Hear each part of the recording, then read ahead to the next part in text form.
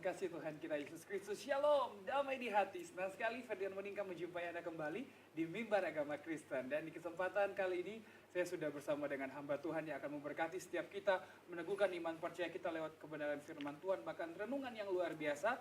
Saya perkenalkan hamba Tuhan kali ini Bapak Pendeta Fani Sompi. Shalom Pak Pendeta. Shalom. Iya, bagaimana kabar hari baik, ini? Baik, luar puji biasa Tuhan. ya. Terima kasih buat kesempatannya untuk bisa Sama-sama. melayani kembali di Mimbar Agama Kristen Terima kali kasih. ini. Dan kami ingatkan juga pemirsa di rumah untuk bisa bergabung bersama kami di nomor telepon di 864-293 serta di 864-393 untuk pokok-pokok doa yang bisa Anda sampaikan sebentar dan nanti didoakan oleh Bapak Pendeta Fani Sompi. Dan langsung saja Bapak Pendeta, untuk mengawali jumpa dan kebersamaan kita di Mimbar Agama Kristen, kita akan buka seluruh kebersamaan kita lewat doa. Sekaligus juga mendoakan kebenaran dan perenungan kebenaran firman Tuhan sebentar. Silakan Bapak Pendeta. Terima kasih.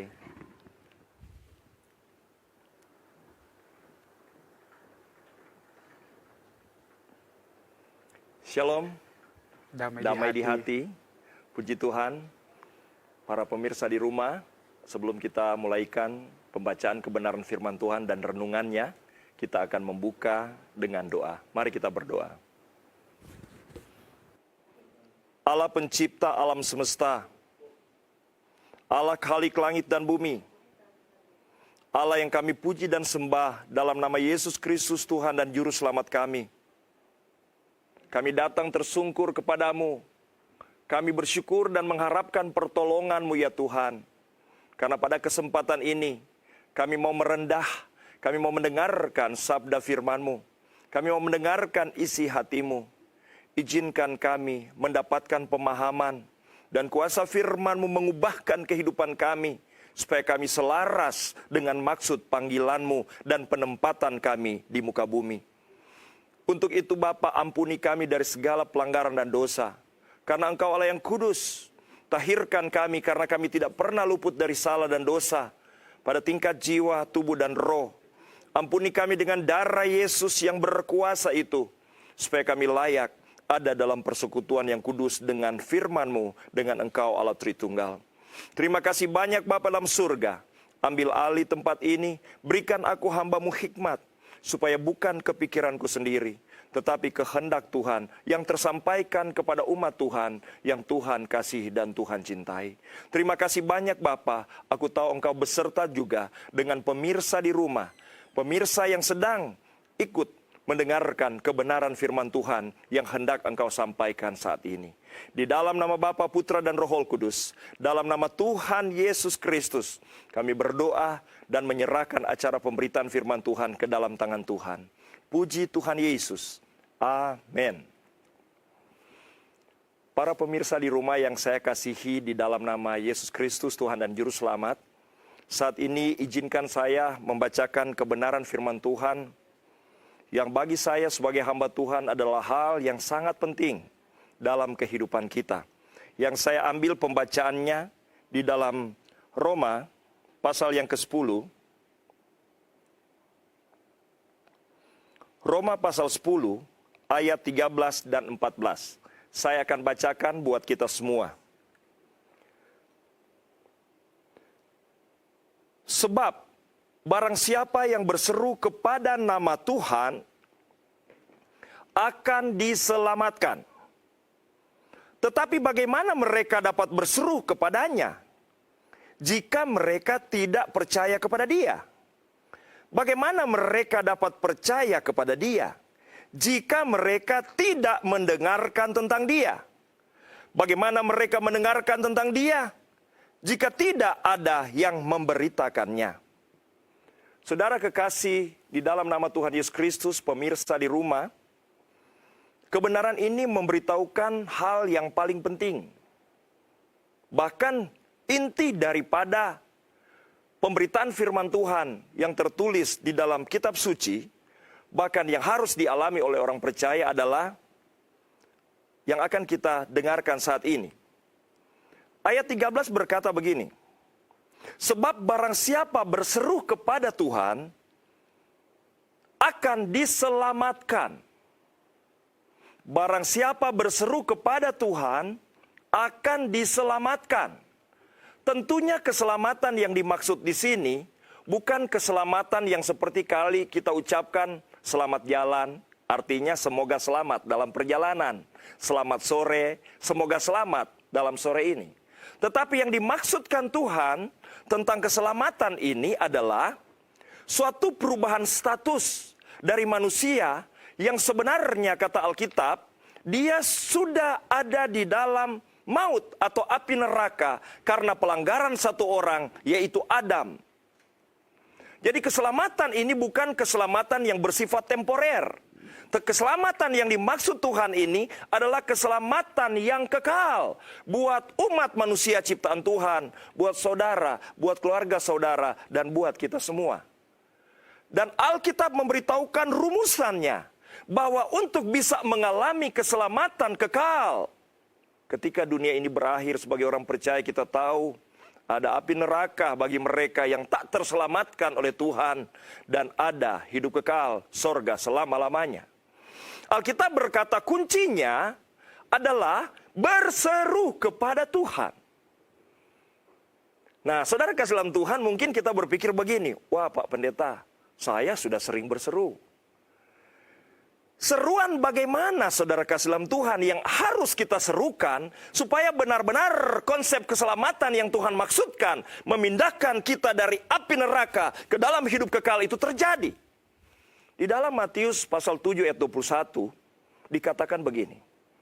Bukan semua orang yang berseru kepadaku akan diselamatkan. Perhatikan saudara, sepertinya ada kontradiksi antara Roma pasal 10 berseru untuk selamat dan yang dikatakan di dalam Matius 7 ayat 21. Bahkan di Matius 7 ayat 21 diberitahukan dengan jelas, pada waktu penghakiman nanti, banyak orang yang menurut dia telah berseru kepada Tuhan, Tuhan katakan, aku tidak pernah mengenal engkau, pembuat kejahatan. Berarti perlu kita pahami dengan benar, seruan bagaimana yang harus diucapkan oleh seseorang supaya benar-benar dia mengalami status menurut ukuran Allah, berpindah dari maut ke dalam hidup yang kekal. Makanya dalam Roma tadi dikatakan, bagaimana mereka akan berseru kalau tidak diajarkan.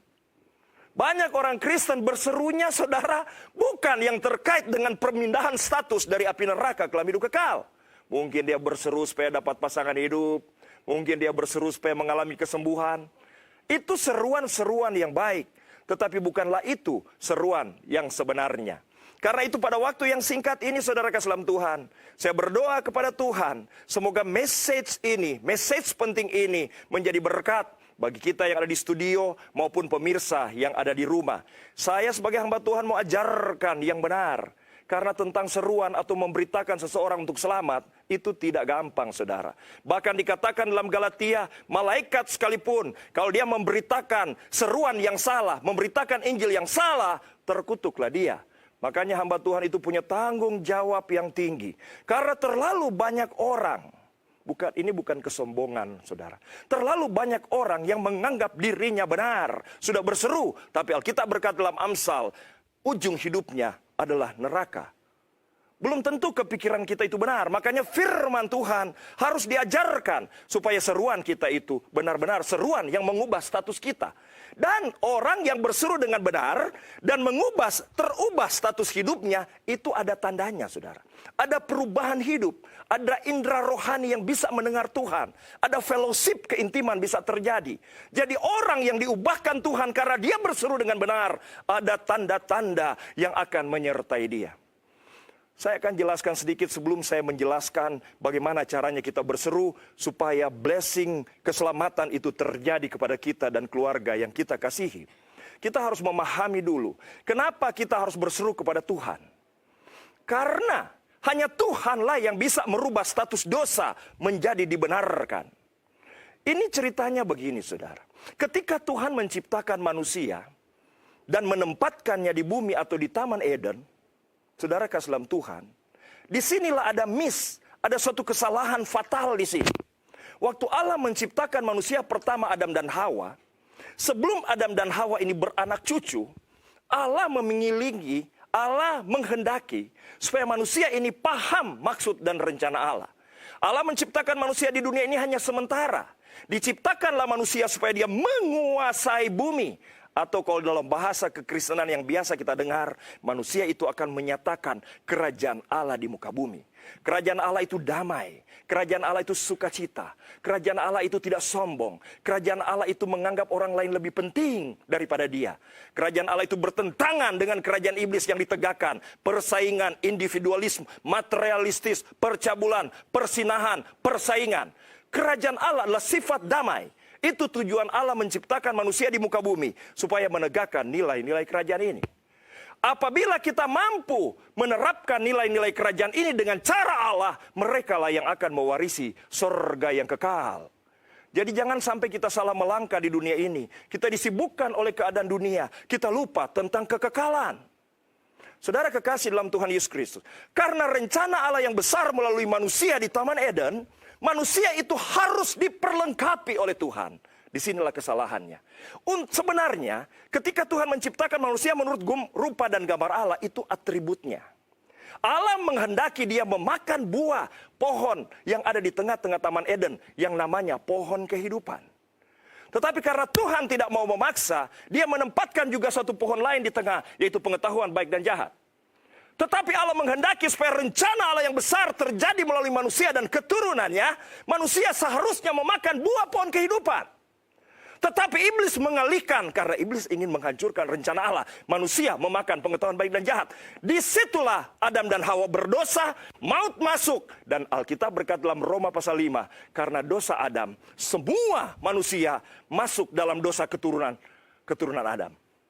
Makanya dalam Roma pasal 5 dikatakan, satu orang bersalah Adam, maut telah masuk, walaupun kita tidak mau. Walaupun kita tidak sadar. Makanya Alkitab berkata semua manusia sudah berdosa. Bahkan seorang janin yang ada di dalam kandungan ibu saja, menurut definisi Tuhan, sudah berdosa. Inilah yang paling berbahaya. Makanya orang baik, orang saleh apapun juga, tidak mampu menyelamatkan dia dalam konteks Alkitab. Karena dia membawa dosa keturunan. Hanya Allah yang bisa menyelesaikan itu. Dan kita tahu tentang hal itu, dia sedang membicarakan tentang Yesus. Karena ketika Adam dan Hawa jatuh dalam dosa dikalahkan oleh si ular itu, Alkitab berkata, keturunan wanita yang dikalahkan ini, one day akan meremukan kepala si ular itu. Ketika Adam juga jatuh dalam dosa, Tuhan memberikan kebenaran kepada mereka. Ketika mereka tampil dengan jubah atau pakaian yang terbuat dari kulit dan daun, Tuhan menyuruh mengganti pakaian itu. Bukan itu maksud Tuhan. Karena ada pelanggaran, engkau harus menyembelih domba yang tak bercela. Dan engkau gunakan itu sebagai persembahan dan kulitnya digunakan. Ini sebenarnya adalah nubuatan. Karena Allah menyelesaikan manusia tidak bisa tanpa darah. Itu sudah dinubuatkan. Mengapa di dalam agama-agama keturunan Abraham, di dalam sejarah manusia, ada korban yang disembelih? Ini bersifat nubuatan. Menyelesaikan manusia yang sudah mengalami maut dan ada di vonis api neraka karena tidak taat kepada Allah, harus ada darah yang dicurahkan. Tetapi kita tahu bersama, masa dosa manusia yang masuk api neraka cuma mau dibayar dengan seekor domba atau binatang. Karena ini hanya bersifat nubuatan. Dia sedang menubuatkan, harus ada korban yang setimpal. Sementara kalau ambil darah manusia yang suci, tidak ada darah yang berkenan, karena semua adalah keturunan Adam. Ini sebenarnya Allah sedang menubuatkan, one day Allah harus menjadi manusia. Karena menyelesaikan dosa manusia harus ada darah, sementara Allah sendiri tidak ada darah. Allah tidak punya darah, Allah tidak punya daging. Karena pelanggaran terhadap hukum Allah bukan cuma butuh darah, ada daging yang harus disalib, menanggung pelanggaran karena Adam dan yang telah masuk kepada umat manusia. Allah harus bernuzul. Supaya Allah jadi manusia itu manusia bisa percaya. Allah menubuatkannya dengan cara istimewa. Salah satu pertanda adalah Allah yang menjadi manusia itu, kedagingan atau manusianya akan terbentuk atau lahir lewat seorang perawan. Bahkan tempat kelahiran daripada Mesias lewat seorang perawan dikatakan adalah kota kecil Bethlehem. Begitu banyak nubuatan yang harus dibuat. Supaya ketika ada manusia yang utuh luarnya adalah manusia, tetapi sebenarnya dia adalah firman yang hidup, adalah Allah. Allah perlu menubuatkan supaya manusia percaya. Jadi saudara kasih dalam Tuhan, jangan sembarangan berseru. Anda berseru minta berkat, Anda berseru minta kesembuhan, itu bisa Tuhan berikan, tetapi tak terkait dengan keselamatanmu. Seruan yang harus dilakukan oleh orang percaya adalah berseru bahwa dia tahu dia berdosa. Dia berdosa bahkan sejak dalam kandungan ibunya, dia sudah berdosa. Kesadaran ini yang harus dimiliki pertama. Saudara, mohon maaf, kenapa kita lihat lumbung-lumbung Kristen di Indonesia? Kalau kita bandingkan dengan rencana Allah, sebenarnya kekristenan itu akan menyuarakan tentang suara kerajaan Allah damai, tidak ada persaingan. Kenapa tidak bisa terjadi? Karena terlalu banyak klaim. Ketika orang menjadi Kristen, makanya kenal istilah Kristen KTP. Kristen KTP itu, dia tercatat dalam KTP-nya Kristen, tetapi sesungguhnya belum ada mujizat terjadi dalam hidupnya. Buah pohon kehidupan yang tidak pernah dimakan oleh Adam dan Hawa, belum pernah dimasukkan di dalam dia. Karena buah pohon kehidupan itu adalah Yesus. Makanya Yesus berkata, aku adalah makanan, aku adalah minuman. Tetapi sebelum makanan itu dimakan oleh manusia, harus ada darah yang tercurah. Waktu Adam dan Hawa salah dan tidak memakan pohon pengetahuan baik dan jahat, Tuhan bilang, tutuplah jalan ke pohon itu. Harus ada tumpah darah dulu. Sekarang Allah telah bernusul jadi manusia. Darah sudah tercurah. Maka buah pohon kehidupan yang ada dalam Yesus bisa masuk. Seharusnya Kristen sejati itu di dalam hatinya ada pembaharuan. Makanya untuk mengetahuikah apakah seseorang telah diselamatkan, itu bukan karena tercatat dalam satu denominasi. Tidak ada denominasi yang bisa menyelamatkan. Yang bisa menyelamatkan hanya Tuhan. Berseru kepada Tuhan. Dan bagaimana supaya dia bisa berseru? Yesus itu katakan bagaikan tabib. Kalau orang tidak merasa sakit, dia tidak bisa menyembuhkan. Semua orang percaya kalau mau kepastian dia selamat, dia harus tahu dia orang berdosa. I need you Jesus. Aku butuh engkau. Perbuatan baikku tidak bisa menyelamatkan. Hanya engkau. Akui kesalahan dan dosamu. Dan katakan engkau butuh juru selamat. Maka dia akan lahir dalam hatimu. Tetapi saudara, kalau mau lebih pasti, Yohanes pasal 10 ayat 27-28 berkata, kalau engkau menjadi orang yang diselamatkan atau disebut domba-domba Allah, ada tanda. Tanda pertama, domba-dombaku mendengarkan suaraku. Aku mengenal mereka dan mereka mengikut aku. Jadi orang yang mengalami mujizat kelahiran kembali bukan karena satu denominasi, tetapi karena seruan yang benar. Indera rohaninya akan mendengar suara Tuhan. Dia akan mulai berbicara dengan Tuhan. Dia akan mendengar. Dan dia akan ada kemampuan untuk taat. Makanya 1 Yohanes pasal 3 ayat 9 berkata, kalau engkau berkata aku anak Allah, namun engkau terus berbuat dosa, engkau bukan anak Allah. Karena orang yang lahir dari Allah, hatinya sudah baru. Keinginannya adalah keinginan kerajaan Allah. Kalau masih berbuat dosa, kata 1 Yohanes 3 ayat 10, engkau adalah iblislah yang menjadi bapamu. Kekristenan tidak bisa nampak dari status KTP. Kekristenan adalah pengalaman mujizat diubah oleh Tuhan. Dan kita memiliki indera yang bisa mendengar. Dan saudara, Tuhan mengenal kita. Artinya, seperti kita mengenal SBY, tapi SBY tidak mengenal kita. Kita mengenal Jokowi, Jokowi tidak mengenal kita. Makanya pertanda orang yang pasti selamat, kata Yohanes adalah Bapa mengenal kita. Ini menggambarkan kita mengenal dia, dia mengenal kita, ada fellowship yang manis. Dan di dalam hidup kita ada penyertaan Tuhan. Saudara kekasih dalam Tuhan, saya tidak perpanjang kebenaran ini. Saya bersyukur atas waktu yang Tuhan sudah berikan. Yang penting saya mau ingatkan kepada kita semua. Janganlah kita menjadi Kristen KTP. Pastikan kita Kristen yang berseru. Karena kita butuh Yesus. Prioritaskan kedua, ketiga, keempat tentang masalah keluarga. Tentang penyakit. Itu urusan gampang. Kejarlah status keselamatanmu. Dan apabila engkau yakin engkau selamat, jangan minta dinilai orang lain. Engkau sendiri akan tahu, karena hati baru akan mulai menuntun. Ketika engkau mulai muncul dosa-dosa yang ada templakan dari hatimu. Memang engkau masih bisa berbuat dosa, tetapi dosa yang disebut indwelling sin, yang diam di dalam daging, dan itu ada kebenaran yang bisa memerdekakannya. Tetapi Anda bisa tahu, misalnya Anda mencuri lagi. Anda tanyakanlah hatimu. Biasanya kalau orang sudah lahir baru, ketika dia melakukan dosa lama seperti mencuri, hatinya tertuduh, tidak bisa tidur nyenyak.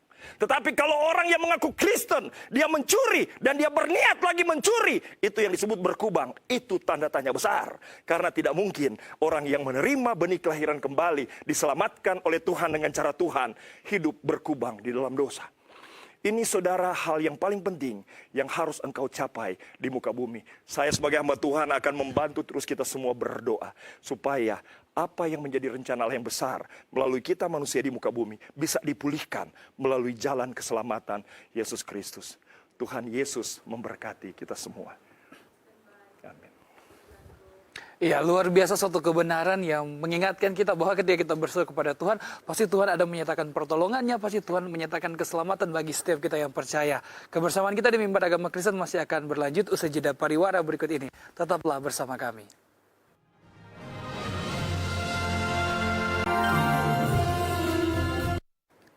Iya, terima kasih Anda masih bersama kami di Mimbar Agama Kristen, masih juga dengan hamba Tuhan Bapak Pendeta Fani Sompi, dan juga di bawah sorotan tema mengenai barang siapa berseru kepada Tuhan akan diselamatkan. Dan kali ini kami juga mengingatkan Anda untuk bisa bergabung bersama kami di nomor telepon di 864293 serta di 864393 tentunya. Baik, sambil menunggu Anda bergabung bersama kami, kita bincang-bincang dulu dengan Pak Pendeta Fani Sompi. Nah, sesuai dengan sorotan tema nih Pak Pendeta, barang siapa berseru kepada Tuhan, ia akan diselamatkan. Saya ingin bawahi mengenai yang namanya berseru. Nah, sebagai seorang Kristen jangan sampai kita salah kaprah nih Pak Pendeta untuk kata berseru ini. Mungkin sebagai seorang hamba Tuhan, apa sih pandangan Pak Pendeta tentang kata berseru ini? Dalam konteks seperti apa gitu Pak Pendeta? Jadi berseru ini begini. Jadi kalau kita gambarkan Allah atau Yesus itu sebagai dokter, tentu seruan yang harus dia lakukan adalah tentang fakta apa yang dialami tentang penyakit. Dalam hal ini, dia harus mengakui bahwa dia berdosa. Ini pertama. Ketika dia tidak merasa berdosa, disitulah Yesus tidak akan masuk dan menolong dia. Yesus hanya datang kepada orang yang berdosa. Nah, kadang-kadang orang mengatakan ukuran dosa itu misalnya mencuri, judi, Carlota. Gitu. Sedangkan Alkitab bilang bukan demikian. Dosa yang dimaksud oleh Alkitab, semua orang sudah berdosa adalah dosa keturunan. Baik. Dosa Adam yang telah masuk kepada semua. Makanya kenapa dikatakan oleh Alkitab, masih dalam kandungan ibu kita saja, kita belum Carlota, belum kaki panjang, belum mata keranjang, sudah berdosa. Karena yang dimaksudkan. Nah, ini yang kadang-kadang harus diperjelas. Karena ada orang kalau dia merasa dia baik, dia sudah punya jabatan, dia suka memberi, dia pikir itu mampu menyelesaikan. Perbuatan baik kita tidak bisa menyelamatkan. Jadi yang dimaksud berseru adalah mengakui aku berdosa. Dan yang bisa menyelesaikan aku bukan perubahanku, tetapi engkau. Darahmu itu yang harus mentahirkan aku. Itu seruan yang paling penting. Luar biasa ya. Jadi memang betul-betul kita kalau bicara soal yang namanya berseru, memang betul-betul mengakui apa yang menjadi kesalahan, menjadi dosa yang sudah kita perbuat ya kan. Dalam konteks seperti itu, apalagi dalam dosa keturunan. Nah, Pak Pendeta, kalau bicara lagi yang namanya keselamatan nih. Tapi dalam kehidupan ini apakah Tuhan juga melihat tentang yang namanya dosa? Orang yang berdosa apakah punya kesempatan untuk diselamatkan atau seperti apa Pak Pendeta? Nah, begini. Justru untuk mengembalikan rencana Allah sebelum dunia dijadikan menempatkan manusia di muka bumi. Justru Allah harus menyelamatkan orang berdosa. Betul. Kalau tidak, rencana Allah tidak akan terjadi. Begitu. Jadi program penyelamatan itu sudah dinyatakan ketika Adam dan Hawa jatuh dalam dosa. Keturunanmu. Jadi dia sudah menubuatkan tentang darah, tentang ada manusia, tapi sebenarnya dia Allah untuk melakukan karya keselamatan itu. Jadi kesempatannya memang justru terbuka sekali. Betul. Yang penting kita meresponi dengan kita mengaku. Dan kita harus mengakui yang satu lagi selain mengakui keberadaan kita. Kita harus mengakui bahwa solusi Allah jadi manusia, mati di kayu salib, itu adalah solusi penyelamatan bagi kita. Betul. Kita harus akui bahwa Yesus mati di kayu salib bukan karena kesalahannya, itu penting. Dan satu lagi yang paling penting, kita harus akui Yesus itu sudah ada sebelum dunia dijadikan. Dia adalah Allah yang menjadi manusia. Karena kalau dia mengakui Yesus itu hanya manusia biasa, berarti darah yang mengalir pada Yesus adalah darah manusia yang berdosa juga. Begitu. Jadi tidak akan mampu. Itu yang dikatakan Injil plus dan Injil minus. Jadi pengakuan kita bukan saja kita merasa berdosa dan tidak bisa ditolong dengan perbuatan baik, tetapi kita harus mengakui Yesus itu sudah ada sebelum dunia dijadikan. Dia adalah Allah yang jadi manusia, dan kalau dia disalib, itu bukan pelanggarannya, tetapi justru dalam konteks menggantikan kesalahan kita dan darahnya membasuh kita. Makanya dikatakan di situ Adam kedua.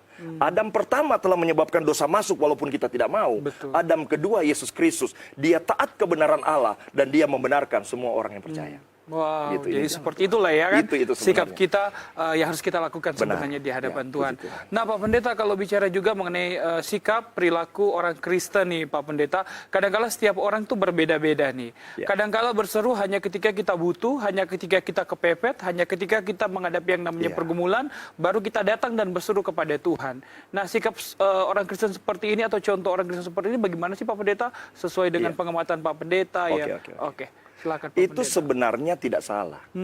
Tetapi kalau kita memahami firman Tuhan, seharusnya kita mengutamakan dulu perubahan status kita.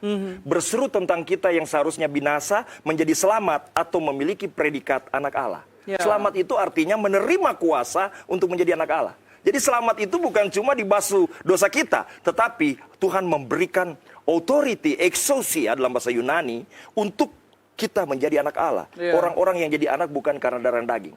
Itu yang paling penting. Kalau itu kita miliki, maka segala permintaan tentang kesembuhan, kesejahteraan, itu yang Tuhan bilang itu yang dicari oleh bangsa-bangsa yang tidak mengenal aku. Tapi kalau engkau anak, itu semua disediakan bagimu. Wow. Nah, yang ditakutnya begini, brother. Allah ini kan Allah Maha Kasih. Orang tidak percaya Tuhan dan tidak dia berikan hujan dan panas yang sama. Ketika engkau memerintah misalnya tentang masalah keluarga, dia bisa tolong, demonstratif. Tetapi, apa artinya engkau tertolong dalam hal yang bersifat lahiriah? Hal yang bersifat lahiriah kita tertolong, tetapi hal yang paling prinsip tentang perubahan status. Makanya itu tidak salah, tetapi upayakan engkau melakukan seruan yang paling penting tentang keselamatan roh dan jiwamu. Gitu. Oke, baik. Jadi tentang keselamatan jiwa dan roh menjadi tujuan utama kita, Ya. mengenal akan kebaikan Tuhan, Yes. mengenal akan Allah yang kita sembah. Baik, Pak Pendeta. Tadi saya suka sekali di renungan Pak Pendeta bahwa bilang jangan sembarang, ya kan? Nah, berseru. Nah, Ya. adakah waktu-waktu tertentu atau timing-timing tertentu atau ada cara-cara yang tepat ketika kita betul-betul berseru tapi tidak salah nih di hadapan Tuhan dan bahkan akan diterima nih, Pak Pendeta. Iya. Begini, seperti yang saya katakan tadi, di dalam Alkitab pun diceritakan, banyak orang berseru kepada Yesus, tetapi mencari roti yang mengenyangkan. Berseru tapi mencari roti yang mengenyangkan. Itu Tuhan berikan. Tetapi sayang sekali, engkau menemukan roti yang mengenyangkan atau hal-hal yang bersifat lahiriah, kesejahteraan, kesembuhan, tetapi nyawamu belum pernah diselamatkan. Jadi yang artinya jangan sembarang berseru itu artinya cari seruan yang paling penting. Makanya tanggung jawab seorang hamba Tuhan itu, dia harus benar-benar memahami kebenaran, memahami Injil sejati yang bisa menyelamatkan orang. Karena begini, bagaimana kata Alkitab tadi, dia akan berseru, kita tidak memberitakannya. Ya. Makanya salah satu message yang harus kita sampaikan, semua orang telah berdosa dan kehilangan kemuliaan Allah. Dan perbuatan baikmu tidak bisa menyelamatkan, karena ini aspek dalam. Ya. Yang bisa menyelamatkan, itu maksud saya. Jadi jangan sembarang berseru, berserulah yang paling penting saudara. Merendah, mengakui kesalahan kita, dan kita harus tahu, percaya Yesus adalah solusi Allah. Maka mujizat akan terjadi dalam kehidupan kita. Oke, baik. Ayat 14 saya Ya. ingin bahas bersama dengan Pak Pendeta Fani. Tetapi bagaimana mereka dapat berseru kepadanya jika mereka tidak percaya kepada dia? Nah, apakah ini dikategorikan kepada golongan yang tidak percaya kepada Tuhan di luar Kristen atau seperti apa ini Pak Pendeta? Sebenarnya ini kepada semua orang. Kepada semua Iya, orang. jadi Meski sudah Kristen tapi kurang percaya. Iya, karena Oke. mungkin dia tidak paham betul tentang message tadi. Oke. Message yang harus diberitakan itu yang namanya Injil. Makanya Paulus berkata dalam Roma pasal 1 ayat 16, Injil itu kekuatan Allah yang menyelamatkan bagi yang percaya. Jadi percaya bukan percaya pendetanya, bukan percaya orang yang ngajak kita ngobrol. Percaya terhadap message yang dia beritakan. Makanya dalam Alkitab dikatakan begini, brother. Barang siapa menceritakan Injil yang salah, terkutuklah dia, biar dia malaikat. Karena Injil yang salah ini tidak akan mampu menyelamatkan atau melahirkan kembali. Jadi Injil yang benar itu, dia ada 4 fakta Injil. Di dalam 2 Korintus dikatakan. Pertama, tentang Injil itu, dia harus tahu dulu, Yesus itu adalah Allah yang jadi manusia. Itu dulu. Tidak boleh dikurangi itu. Iya. Kedua, Yesus mati di kayu salib bukan karena kesalahannya. Tetapi karena dosa kita. Ketiga yang harus dia percaya, Yesus itu mati namun dikuburkan pada hari ketiga dia bangkit dan naik ke surga. Ini yang disebut fakta Injil. Ini yang harus diberitakan. Bukan diberitakan kalau mau selamat, pindah organisasi saya. Kalau mau selamat, bukan. Injil sejati adalah menceritakan tentang keselamatan yang hanya ada di dalam Yesus. Yesus adalah Allah yang jadi manusia. Dia mati bukan karena kesalahannya disalib, tetapi menanggung kita yang seharusnya disalib. Namun karena dia Allah, dia katakan kalau dia mati hari ketiga dia akan bangkit. Dia mati sebagai manusia loh, jangan salah. Keilahiannya tidak pernah mati, dia mati sebagai manusia. Begitu. Dan dia sudah naik ke surga. Dan di bawah kolong langit ini, tidak ada nama lain yang bisa menyelamatkan. Apabila kita percaya terhadap Injil ini, itulah yang akan ada kekuatan yang terjadi dalam kita. Kita menerima, kalau dalam bahasa Yunani, exousia, authority, menjadi anak Allah. Hati lama diganti hati baru. Ada sesuatu yang akan terpancar dari orang yang benar-benar telah menerima keselamatan dengan jalan Allah. Wow, keselamatan dengan jalan Allah. Yes. Selanjutnya nih Pak Pendeta, bagaimana mereka yang dapat percaya kepada dia jika mereka tidak mendengar tentang dia? Iya. Maksud dari konteks ini apa sih, pesan apa yang mau disampaikan tentang kebenaran ini di ayat 14? Iya. Yang diceritakan begini, gereja itu setelah dia memahami tentang kasih karunia Allah dan Injil, untuk dia menolong orang lain, nggak bisa dia cuma berdoa tolong mereka. Kirimlah berita Injili. Kalau menolong mereka adalah pergilah, beritakanlah Injil. Tetapi bukan Injil denominasi, tetapi Injil sejati. Injil yang benar, begitu. Jadi begitu. Jadi harus ada yang kita utus, dan orang yang kita utus harus kita benar-benar ajar dan latih. Supaya dia jangan salah di dalam memberitakan Injil yang menyelamatkan itu. Iya, Itu message-nya. Ya. Jadi memang betul-betul ketika diberitakan kebenaran itu tersampaikan lah ya kan apa yang menjadi maksud dan tujuan. Iya, dampaknya kepada iman jemaat, kekristenan, ya, dan lain sebagainya. Baik, menarik sekali Pak Pendeta, namun kita harus tahan dulu sampai di situ dan kita akan kembali usai jeda pariwara berikut ini. Tetap bersama kami di Mimbar Agama Kristen.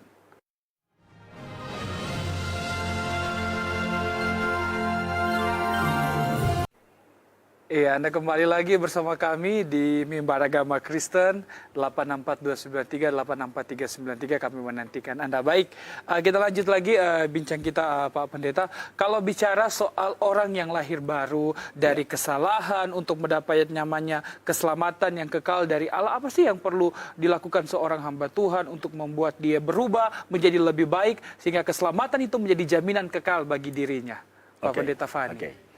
Itulah metode yang Tuhan mau tunjukkan, jalan untuk menolong manusia selamat itu adalah jalan Injil atau anugerah. Injil, Karena sebelum Injil dinyatakan di muka bumi, untuk merubah kelakuan manusia, Allah mencoba menurunkan aturan-aturan seperti Taurat. Jangan begini, jangan begini. Ternyata tidak mampu.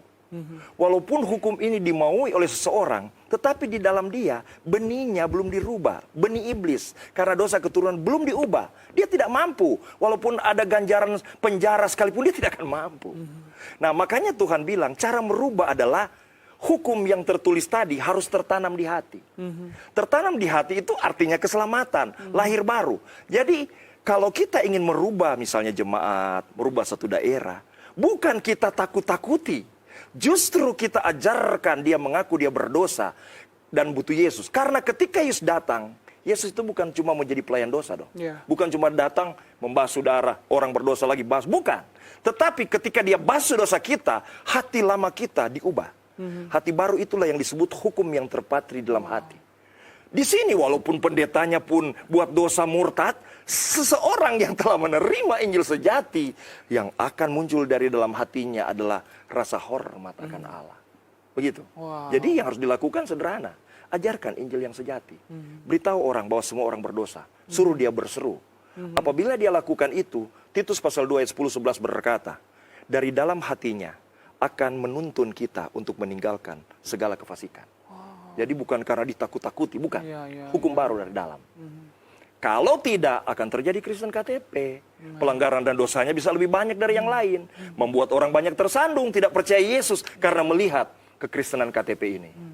Wow, jadi seperti itu ya. Buat orang mengaku dan ajar mereka untuk tetap percaya ya kan? Bahwa Yesus itu Tuhan. Wow, luar biasa. Nah, Pak Pendeta, kadangkala kan sebagai seorang Kristen kita merasa di posisi tidak layak. Ya kan, kadang-kala kita diintimidasi, karena berdosa, karena nggak bisa selamat, so banyak sekali pelanggaran, ya kan, membunuh dan lain sebagainya nih, dosa-dosa duniawi yang dilakukan karena dagingnya. Ya, bagaimana kemudian orang Kristen yang ada di posisi seperti ini, Pak Pendeta? Bagi orang Kristen yang ada dalam posisi demikian, itulah Anda perlu mendengarkan kebenaran sejati. Justru kalau kita dengarkan perkataan Yesus, aku datang ke dunia justru untuk orang berdosa. Semakin Anda berdosa, yang penting Anda mau mengakui Anda berdosa dan butuh Dia. Anda lah yang Dia cari. Wow. Kalau seperti bangsa Israel tidak merasa dia berdosa, suka. Makanya Yesus bilang, aku datang kepada mereka milik kepunyaanku, tapi mereka tidak merasa membutuhkan. Mereka pikir bangsa lain yang berdosa. Jadi saya sampaikan kepada saudara-saudara pemirsa di rumah, jangan dengarkan suara dunia, suara manusia. Itu bukan suara kebenaran. Justru Yesus datang untuk mencari orang yang mengaku dia berdosa. Semakin besar Anda berdosa, begitu. Yang penting Anda mengakuinya dan bersalah. Contoh penjahat yang di samping Yesus. Penjahat, tetapi dia mengakui. Ketika penjahat yang samping bilang begini, kalau engkau Mesias anak Allah, coba engkau tolong dirimu sendiri. Yang satu bilang, jangan engkau berkata begitu. Lihat pengakuannya ya. Kalau kita layak disalib karena pelanggaran, tapi dia tidak layak. Ini suatu pengakuan bahwa dia adalah Allah yang jadi manusia. Apabila engkau datang kembali Mesias, tolonglah aku.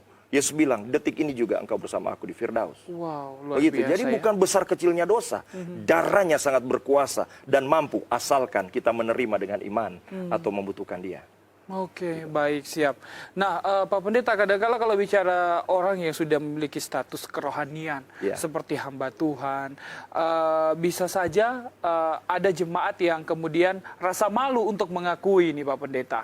Misalnya mengaku dosanya, konseling kan, takut dosa ini terlalu hebat, terlalu membuat gempar dan lain sebagainya. Kadang-kala kita ada di posisi tidak mau mengakui.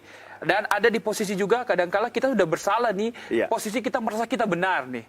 Ya, dengan sikap keegoisan seperti itu, bagaimana kemudian Alkitab melihat cara hidup orang Kristen seperti ini? Pak Pendeta Fani. Ini harus saya berikan gambaran dulu.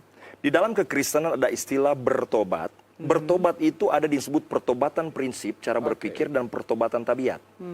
Yang menyebabkan Tuhan datang menolong kita, bukan pengakuan kita terhadap pertobatan tabiat. Tetapi pengakuan kita terhadap dosa keturunan. Nah, jadi kalau kita mengaku dosa keturunan, lah ya, kan, kalau kita mengaku dosa keturunan, kan kita tidak mengaku kepada seseorang. Langsung kepada Allah. Kita mengaku Allah, aku ternyata keturunan Adam. Dalam kandungan ibuku aku berdosa. Dan aku ada dalam maut api neraka. Tolonglah aku. Aku percaya engkau Yesus jalan Allah untuk milah. Ini yang disebut pertobatan prinsip. Pertobatan prinsip itu artinya dari pikiran yang dia pikir dia bisa selamat karena perbuatan. Sekarang setelah dengar Injil dia tahu karya Yesus yang bisa menyelamatkan dia. Itu cara berpikir. Ketika dia bertobat itu terjadi mujizat. Nanti brother, ketika dia menerima mujizat, kata Titus pasal 2 ayat 10-11, dari dalam hatinya akan menuntun dia meninggalkan tabiat-tabiat tadi. Jadi tabiat tadi yang begitu. Akan ada kemampuan dari dalam, akan ada kemampuan dari dalam. Nanti kalau kita mengaku hamba Tuhan atau siapapun juga, itu kalau menyangkut kita merugikan oknum. Saya merugikan saudara, saya pernah mencuri, saya harus ngaku kepada Tuhan dan kepada sorry brother, saya baru curi ayammu. Begitu. Karena Tuhan mengajarkan kita harus bereskan dengan Allah dan bereskan terhadap sesama. Tetapi tentang keselamatan tadi, ini pengakuan kita dengan Allah. Tidak pakai perantara.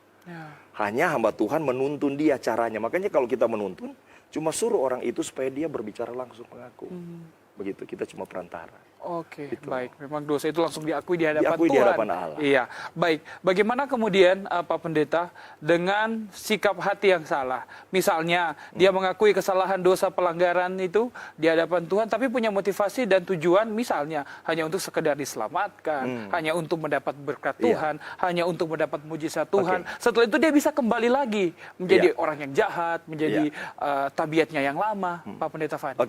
Jadi pemirsa di rumah ya, apabila, makanya saya katakan tadi, yang bisa tahu persis Anda itu sudah selamat diperbarui oleh Tuhan adalah Anda sendiri.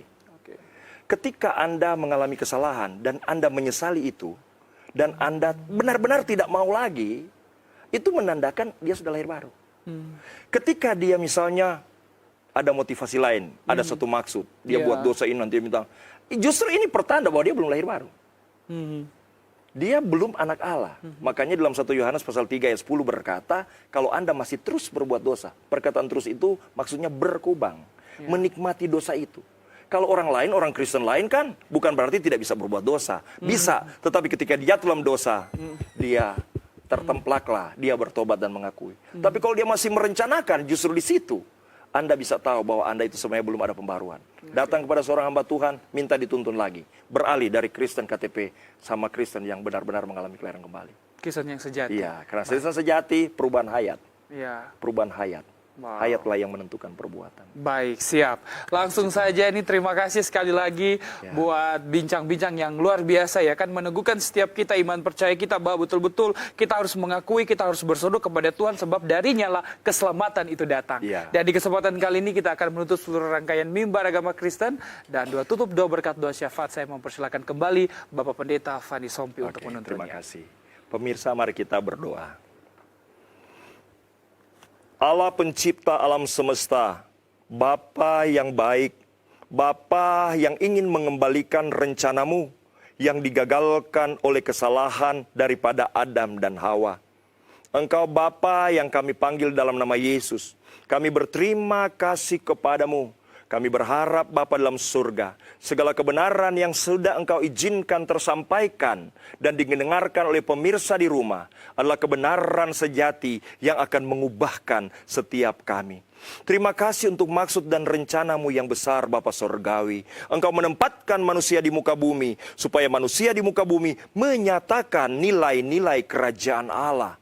Tapi si iblis pencuri datang untuk mengalahkan dan merombak rencana Allah dengan pelanggaran Adam. Tetapi engkau mengembalikannya. Engkau menjadi manusia. Yesus mati di kayu salib untuk mentahirkan pelanggaran dan dosa. Salib Yesus untuk menanggung pelanggaran manusia yang berdosa.